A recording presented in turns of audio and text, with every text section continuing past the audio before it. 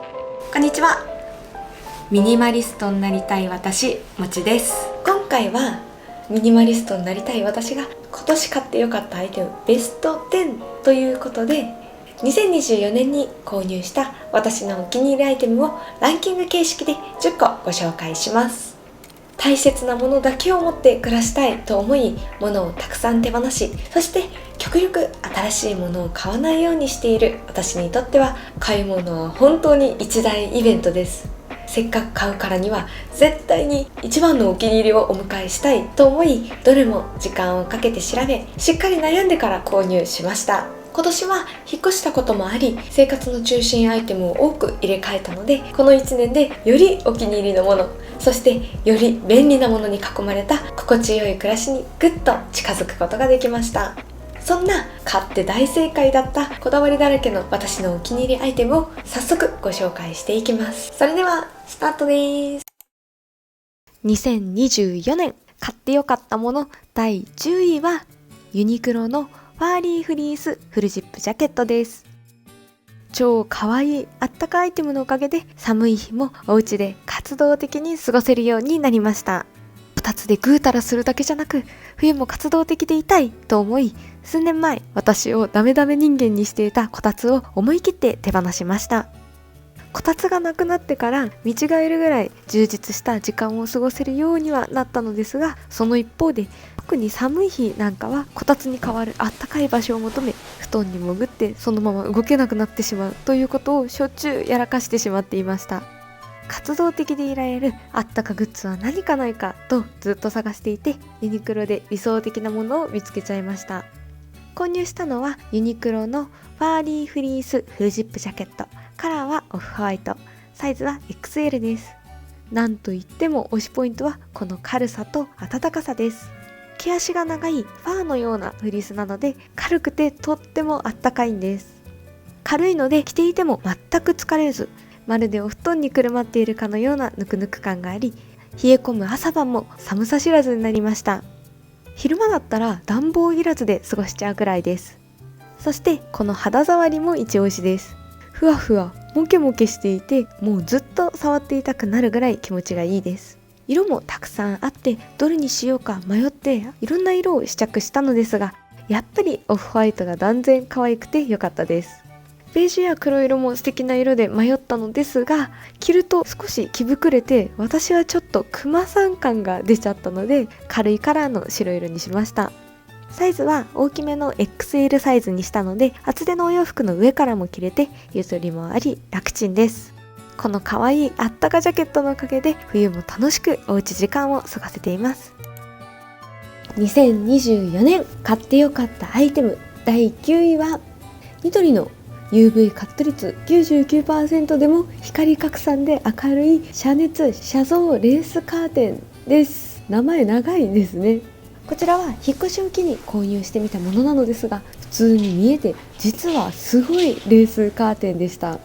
私の理想は日の光で自然に目を覚まし、自然光だけで過ごして夜は自然に眠たくなる、そんな暮らしです。だからできれば遮光カーテンはなくレースカーテンだけで過ごしたいと思っていたんですが、ただ防犯上もプライバシーを守るためにも遮光カーテンってやっぱり持った方がいいのではないかと迷っていました。そんな悩みを解決してくれたのがこのカーテンでした。推しポイント1つ目は遮増性の高さです。このカーテン、ニトリのレースカーテンの中では最も高いレベルの遮増性があって、昼はもちろん夜も外からカーテンの中が映りにくいんですよね。なので遮光カーテンは買わず、安心してレースカーテンだけで過ごせています。また光拡散性という機能があるのもポイントです。レースカーテンが光を反射屈折させて拡散させるので、カーテンを閉めるとむしろお部屋全体がなんだか明るくなるんですよね。まるで太陽光がお部屋の照明みたいになっています。その他にもいろんな機能があって、 UV カット機能、遮熱機能、保温機能などなど、本当にすごいカーテンでした。カーテンのカットがいらなかったのもすごく良かったです。カーテンの長さは豊富なバリエーションの中から選べます。さらにカーテンフックは上げ下げできるアジャスター機能がついているので、お直しなくぴったりのサイズのカーテンを買うことができました。そして購入したカーテンの色柄もお気に入りです。真っ白ではないこの少し優しいトーンの白色とくしゃくしゃっとした風合いのあるシワ加工のおかげでナチュラルな雰囲気があるので、木のぬくもり感のあるお部屋にとってもマッチしてくれました。ご紹介したのはちょっと古い商品なので、もしかすると同じ型番号のカーテンはもう在庫が少なくなってきているかもしれませんが、ニトリには他にも機能的で素敵なカーテンがたくさんありますので、ぜひぜひお気に入りのものを探してみてください。日光を浴びるとセロトニンという幸せホルモンが分泌され、メンタルにも良い効果があるとされていますが、私の実感としてもこのカーテンのおかげでたくさんの日の光を浴びることができ、お部屋だけでなく気分も本当に明るくなった気がします。2024年買ってよかったもの第8位はスマートライトです。間接照明派の方、ぜひ皆さんに試していただきたいです。人生初めてのスマートライト、最初は使いこなせるか心配だったのですが、今となっては便利すぎて心から買ってよかったと思えています。私が購入したのはスマートライトの中でも圧倒的人気のスイッチボットスマート電球 E26、 そしておしゃれすぎるスマートライトエジソンバルブスマートデュオです。シンプルなスイッチボットのライトは木目調のクリップライトに取り付け、ベッド元に1つ、窓際に1つ取り付けています。エジソンライトはドレッサーコーナーに吊り下げています。良かった点1つ目は操作の楽さです。夜自然と眠たくなりたいので、普段からシーリングライトは使わず間接照明を使っていましたが、スマートライトにするまでは寝るときや家に帰ったとき、部屋中を回って一つ一つ照明を落とさなきゃいけないのが本当に手間でした。でもこのスマートライトになってからスマホで一度に電気を消せるので本当に楽になりました。もっと言えば毎日同じ時間に電気の点灯消灯するように設定しているので、照明の操作自体もうあまりしなくなりました。毎朝メイクする時間にドレッサーの電気を点灯、会社へ出かける時間に消灯、会社から帰る頃に点灯、夜寝る時間は30分かけてだんだん消灯していきます。スマートライトにすることで暮らしのちょっとした手間が省けるようになったのはもちろん、自然と規則正しい生活もできるようになりました。好みの明るさ、暖かさの光に自由に調整できるのも良かったです。デメリットといえば操作方法かなとは思います。私は自分のスマホで操作していますが、もしご家族、特にお子様がいらっしゃるなら音声操作ができるスマートスピーカーがあった方がいいかなと思います。そしてこれは個人的な反省でもあるんですが、ちょっと面倒な設定を楽にするためにもスマートライトのメーカーは統一した方が本当は良いかなと思います。とはいえ私はこのおしゃれなエジソンランプをどうしても使いたかったので、多少設定が面倒でも買ってよかったです。スマート家電の第一歩に買って大正解でした。2024年買ってよかったもの第7位はコールマンのインフィニティチェアです。カラーはベージュを購入しています。ついついくつろぎすぎてしまうとっても心地の良いリラックスチェアです。こちらは引っ越しを機に購入したキャンプ用のリラックスチェアなのですが、私はデスクワークや食事などでもメインチェアとして使っています。木目調でナチュラルなお部屋の雰囲気とキャンプテイストがよくマッチしていてとってもお気に入りです。この椅子の一番の推しポイントはとにかくリラックスできるところです。ヘッドレストもフットレストもあるので、頭から足先までゆっくり伸ばすことができます。動かせるクッションもついているので好みの位置にセット可能です。座り心地もとっても良くて、サイドについている強力ゴムが程よい弾力を作ってくれるので、まるでソファーみたいにふかふかなんです。そして何よりすごいのが椅子を倒して完全に寝転べちゃう点です。もう心地よすぎて居眠りには注意です。本当に最高のリラックスタイムを過ごせています。ただ注意点として、食事や長時間のデスクワークには少し不向きかなとは思います。姿勢を正して座りたいとき、私はクッションを置いて腰の支えを作って座っています。クッションがあればかなり快適になります。また足裏にクッションがついていないので、引きずると床が傷つく可能性があります。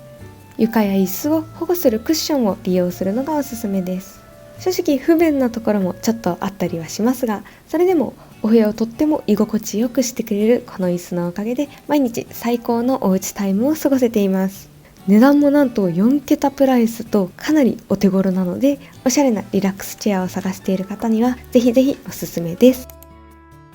2024年買ってよかったもの第6位は山崎実業タワーシリーズマグネット 2way ディスペンサーミストです。おしゃれなディスペンサーのおかげで我が家のお風呂場はカビぬめり知らずになりました。我が家のお風呂が特に大掃除をしなくても綺麗を維持し続けられている秘訣は、お風呂の蓋やたらいなどできるだけ物を置かず、棚も取り外し浮かせる収納を使うよう工夫しているからです。そんな我が家のお風呂場の綺麗を維持するのに一役買っているアイテムがこのタワーのディスペンサーです。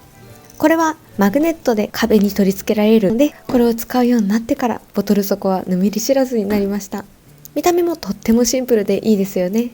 ボトルが半透明なところもお気に入りです。なるべく消耗品のストックを持ちたくない私にとっては、残量が一目でわかると買うタイミングが判断しやすく、本当に助かっています。ボトル底は斜めになっているので、最後まで液体を使い切れるようになっています。シャンプーには通常タイプのボトル、ボディーソープには泡ポンプタイプのボトルを使っています。泡タイプがあるの本当にありがたいです。ただし泡ポンプタイプはちょっと動きやすいですが、片手で押さえれば全く問題なく使えます。面倒な水回りの掃除箇所を減らすことができるおしゃれで機能的な一押しのディスペンサーです。2024年買ってよかったアイテム第5位は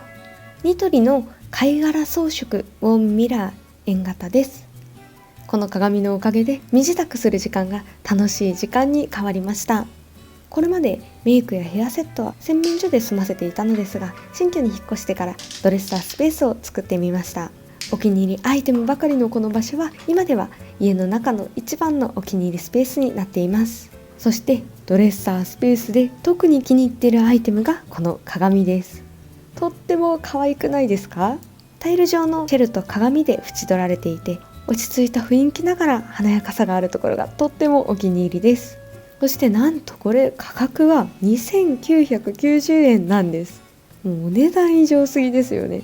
これまではシンプルでなんだか垢抜けないお部屋に暮らしていたのですが、この鏡を置いた途端、お部屋全体の雰囲気が急におしゃれになった気がします。お気に入りなドレッサースペースのおかげで、今まではただの作業でしかなかった身支度の時間が、今では一日のうちでとっても楽しみな時間の一つになりました。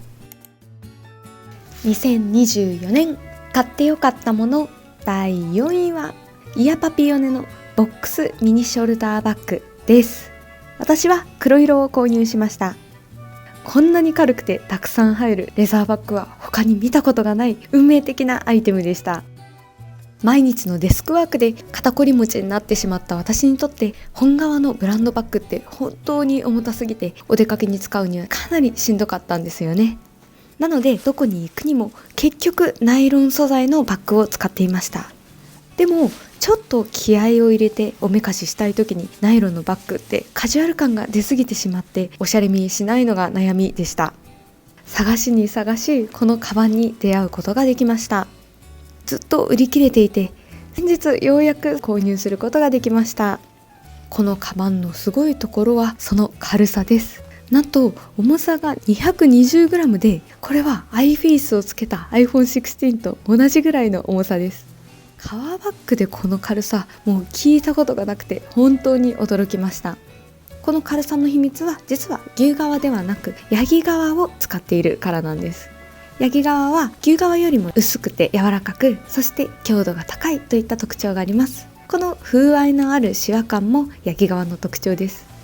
そんなヤギ革のおかげで高級感はあるのに、まるで革バッグであることを忘れるぐらい身軽にお出かけができるようになりました。この太めのショルダーベルトも荷物をより軽く感じさせてくれるポイントですね。さらに見た目以上の容量なので、私のお出かけに必要な最低限の荷物は全部入ります。お財布やポーチを入れた私のいつもの荷物と折りたたみ傘、小さいサイズのペットボトルが入ります。傘を入れなければ 500ml のペットボトルも入りました。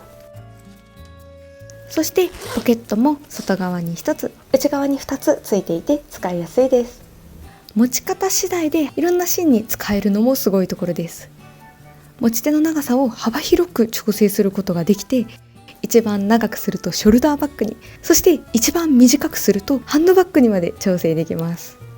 余ったショルダーベルトを結び、ちょっとアクセントにして持つのがお気に入りです。カジュアルにもきれいめなシーンでも合う守備範囲の広いバッグで、これ一つあればもうどこでもお出かけに行けちゃう紙バッグでした。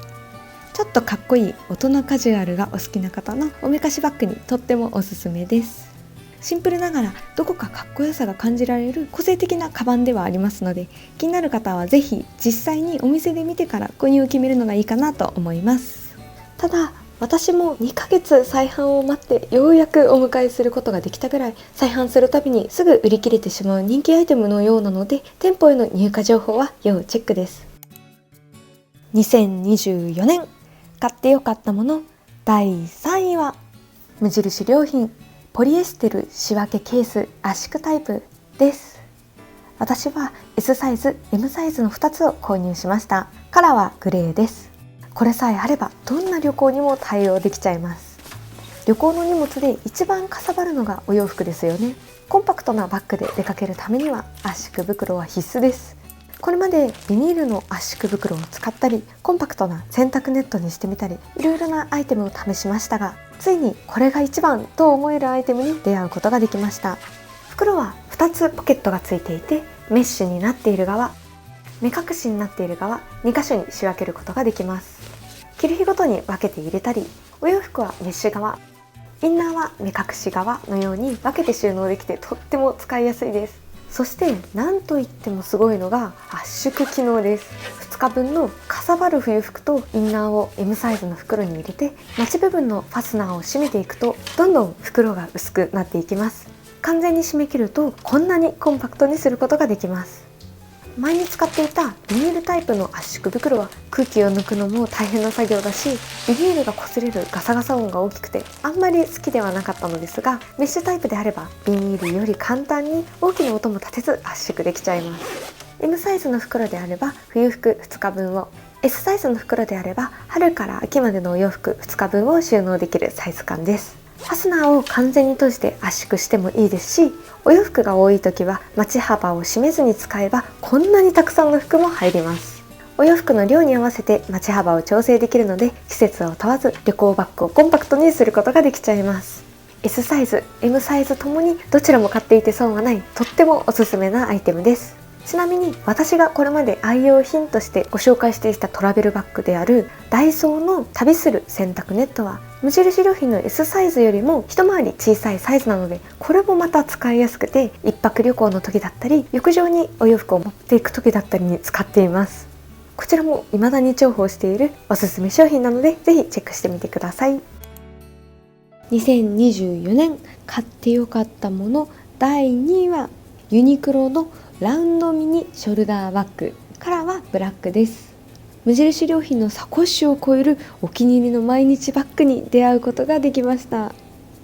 肩こりに悩む私は 1g でも荷物を軽くしたくって、通勤カバンもお出かけカバンもこのサコッシュをかれこれ2年愛用してきました。ですが実は悩みがありました。お悩み1つ目は、入れたい荷物がちょっと入りきらない点です。基本サコッシュでも容量は足りてるんですが、たまにペットボトルや折りたたみ傘なんかが荷物であると、カバンの中にはもう入らないんですよね。だからそういう時は工夫してカバンに取り付けたりしていましたが、ちょっとおしゃれとは言い難くモヤモヤしていました。お悩み2つ目は肩への負担です。ショルダーベルトの幅がかなり細いので、荷物がちょっと重い時、肩への負担がかなり大きかったんです。せっかく肩を楽にしたくって軽いバッグにしたのに、むしろ疲れてしまうなんてことがありました。どうしたものかと思っていましたが、今年このユニクロのカバンに出会うことができました。値段は驚きの1500円です。このバッグが最高な理由1つ目は、見た目によらず大容量なところです。待ち幅がこんなにしっかりあるので、サコッシュでは入りきらなかったようなペットボトル、折りたたみ傘も入ります。とりあえずこのカバンでどこでもお出かけできちゃう、まさに欲しかったサイズ感でした。そして肩が疲れづらいのも最高です。ショルダーベルトがしっかり太いので、重さが分散されとても疲れづらいです。重さは約 100g だそうで、本当にとっても軽いんです。お出かけしていてもう持っていることを忘れてしまうぐらい身軽になれます。またいろんなシーンで使えるのもお気に入りポイントです。カジュアルなナイロンバッグではありますが、目の細かいサラサラとした素材感なので全然安っぽさがありません。持ち方次第ではカジュアルなスタイルにも少しきれいめなスタイルにも合います。私はベルトを一番短くして肩にかけたり手に持つのがお気に入りです。いろんなカラーがあるのも魅力的ですが、黒がやっぱりどんな服にも合うので一番おすすめです。甘めのスタイルが好きな方にはオフホワイトも素敵だと思います。機能的にもデザイン的にもまさに私の理想的なバッグに出会いました。身軽にお出かけしたい方全員にぜひ試していただきたい超おすすめカバンです。2024年買ってよかったもの第1位はパナソニックのドラム式洗濯乾燥機です。私は NALX127C というモデルを購入しました。値段はとんでもなく高かったですが、それでも十分買う価値のある最高のアイテムでした。ドラム式のおかげで人生が変わったと言っても過言ではないくらいです。いや、さすがに過言ですかね。何よりも良かった点は自由な時間が生まれたことです。今までやっていた洗濯物を干す取り込む作業がなくなったことで、洗濯1回あたりだいたい30分ぐらいの家事時間を減らすことができています。忙しい現代社会、時間は誰しも平等で1日24時間だなんてことは分かってはいても、毎日やることでいっぱいいっぱいだった私にとって洗濯乾燥機はまるで時間を増やしてくれる魔法のアイテムのように感じられました。浮いた時間は自分の好きなことのために使えています。全く惜しくない投資でした。服の数も大幅に減らすことができたのも良かったです。だいたい3時間で乾燥まで完了するので、少ない数のお洋服でも十分回せるようになりました。おかげで今年はお洋服の捨て方がとってもはかどり、ついに超すっきりとしたクローゼットになることができました。ドラム式洗濯機に備わっている機能もとっても良かったです。洗剤自動投入機能は名前の通り洗剤を自動で投入してくれる機能で、おかげで毎回洗剤を入れる手間もないですし、洗剤を置いておくスペースも不要で、洗濯機周りもとってもスッキリです。お湯洗い機能も一押しです。お湯で洗濯するようになり、皮脂汚れがびっくりするぐらい綺麗に落ちるようになりました。嫌な匂いも起こりづらくなったので、除菌効果も本当に高いと実感しています。そしておうちクリーニング機能もとっても良かったです。ドレス、ジャケット、ダウンなども手洗い可能な表示がついていれば、水流で押し洗いするこのコースで生地の傷みや型崩れを抑えて洗い上げることができます。私は自己責任ではありますが、最近は手洗い表示のないクリーニングが必要なお洋服もこのおうちクリーニング機能で洗ってクリーニング代を節約しています。もし服にダメージがあってもしょうがないと割り切って洗濯してます。でも今のところ全然ダメージなく使えています。昨年にはロボット掃除機を購入、今年はドラム式洗濯乾燥機を購入し、日々やる家事ってもうほとんどなくなってしまいました。便利家電は値段は結構高いですが、このためにお金を頑張って節約してきたと思えるぐらい投資する価値のあるアイテムでした。2024年買ってよかったアイテム堂々の第1位です。ちなみに来年はいよいよ食洗機を導入してみようかなと考え中です。もしおすすめの記事があればぜひぜひコメント欄で教えてください。以上が2024年本当に買ってよかったアイテムベスト10でした。もし気になるアイテムがありましたら概要欄にリンクを貼っていますので、ぜひぜひチェックしてみてください。楽天ルームも良ければフォローをお願いします。今年は買ってよかったアイテムにたくさん出会うことができたので、このランキングを作るのに本当に悩みました。でもランク外になってしまったアイテムもこの良さやっぱり伝えたいなということで、この後おまけ動画として惜しくもランク外にはなってしまったけれど買ってよかったなと思えるアイテムをサクッとご紹介しますので、ぜひぜひそちらもご覧ください。それではご視聴ありがとうございました。ユニクロ GU のタックワイドパンツ、人生で初めて挑戦したワイドなスラックスパンツでしたが、きれいめはもちろんカジュアルにも使えるので、困った時とりあえず履いとけば間違いない、そんな万能パンツでした。お洗濯もできるので汚れも怖くなくガシガシ履けちゃうのも最高です。ユニクロはワンタックなのでスタイリッシュな雰囲気が好きな方に、 GU はツータックなのでゆるっとルーズな雰囲気がお好きな方におすすめです。岩谷のフォールディングキャンプストーブ、災害用に今年購入しました。めったに使わないアイテムの他に場所を取られるのは正直嫌だなと思っていたのですが、折りたたみ式のこのコンロがそんな悩みを全て解決してくれました。折りたたみでもしっかり安定感があり、とっても使いやすかったです。キャンプグッズって機能的だし、見た目もおしゃれなのでハマっちゃいそうです。タンスの弦、パレットベッド、片手でも持てるぐらい軽いパレットをつなぎ合わせるので、模様替えも引っ越しも楽ちんなベッドです。ロボット掃除機が通れる仕様になっているのも本当最高でした。追加のパレットを購入すればベッドのサイズアップも簡単にできるので、家族が増えたりなんかしても長く使えるんじゃないかなと思っています。ニトリのジュエリーケース、アクセサリーケースもミニマムにしたいと探し見つけたジュエリーボックスです。軽くてコンパクトでも意外と入る、私にとってちょうどいいサイズとデザインでした。このボックスに入るだけしかアクセサリーを持たないと決めることで、アクセサリーが増えすぎてしまうことを防いでいます。購入品トップ5には入れたいぐらいとってもおすすめだったんですが、ネット在庫がもうなくなってしまっていたので、今回は泣く泣くランク外にしました。持ち歩きに使えそうな小さいサイズはまだ在庫があるみたいなので、もしよければそちらをチェックしてみてください。以上、番外編でした。2024年もお疲れ様でした。2025年もどうぞよろしくお願いします。